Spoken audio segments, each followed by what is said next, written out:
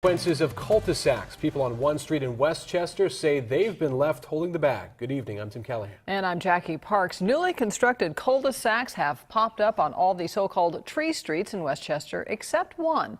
And the people on Cedar Street say traffic is a nightmare. 23 ABC's Carlos Correa is live in Westchester tonight with that story. Carlos?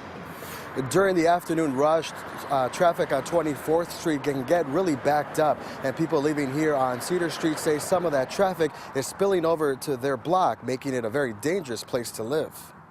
Many blocks in the historic Westchester neighborhood are being closed off as city crews start to construct cul-de-sacs and improve traffic conditions along Kern County's busiest roadway. 24th Street is going to become a 6-lane highway, and cars are going to be able to turn off onto our street, and it's going to be like a freeway. Bernadette Root has lived on Cedar for 13 years, and like many of her neighbors, she wants to improve safety by blocking her street off. I pull out of my driveway sometimes and I'm almost hit because I'm the second house in on the street. So it makes a difference if you live on the street and everybody else lives on the street, and we would very much like to have a cul-de-sac. When the city voted on the cul-de-sacs, they needed 100% homeowner approval, but the rules have changed, leaving one homeowner who doesn't support the idea holding things up. Now city leaders are scrambling to find alternative plans. We're never going to get rid of that traffic noise, but oh my God, safety. Safety, safety, safety. City leaders are working with all neighbors to get everyone behind the project before any type of plan can be put in place.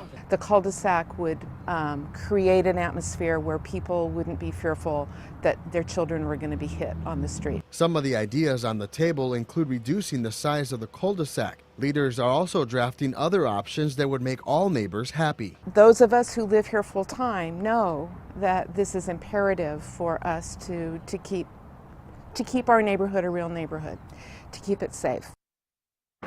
Now, people who oppose the project say they don't really see that much traffic here on this particular street, and until those creative solutions are made public, people who support and those who oppose this project will just have to wait and see what happens. Tim?